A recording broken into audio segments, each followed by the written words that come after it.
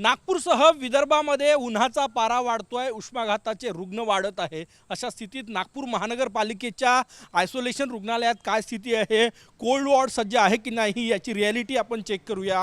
हे स्पेशल उष्माघाताच्या रुग्णांवर उपचार करण्यासाठी हे हॉस्पिटल आहे।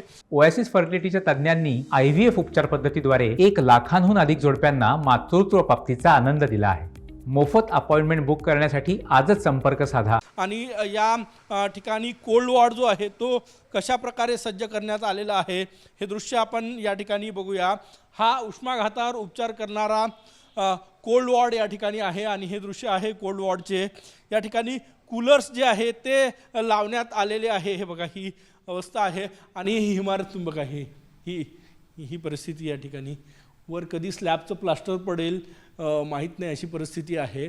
आणि या ठिकाणी हा कोल्ड वॉर्ड जो आहे तो सज्ज करण्यात आलेला आहे। हे दृश्य या ठिकाणी तापमान कमी राहावं म्हणून या ठिकाणी कूलर्स लावण्यात आलेले आहे, परंतु इमारतीची अवस्था तुम्हाला मी दाखवली कशा प्रकारे आहे। कधीही प्लास्टर पडू शकतो, इमारतीला भेगा गेलेल्या आहे। हे कूलर्स या ठिकाणी लावण्यात आलेले आहे। नागपूर महानगरपालिका जी आहे ती सज्ज आहे उष्माघाताच्या रुग्णांवर उपचार करण्यासाठी, परंतु ज्या इमारतींमध्ये हा कोल्ड वॉर्ड सज्ज करण्यात आलेला आहे त्याची अवस्था फारशी चांगली दिसत नाही। हे बघा हे वास्तव आहे।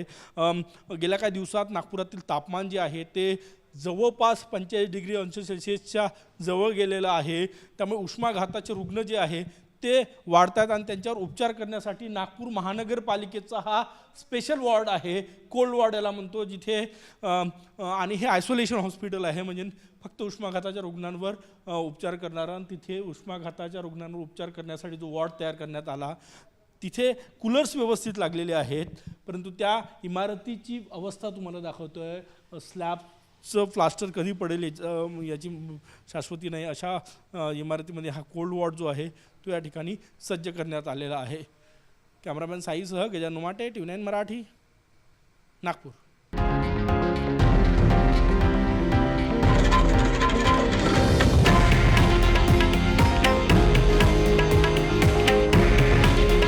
हे आहे देशातील नंबर 1 न्यूज नेटवर्क आणि आपण पाहत आहात TV9 मराठी।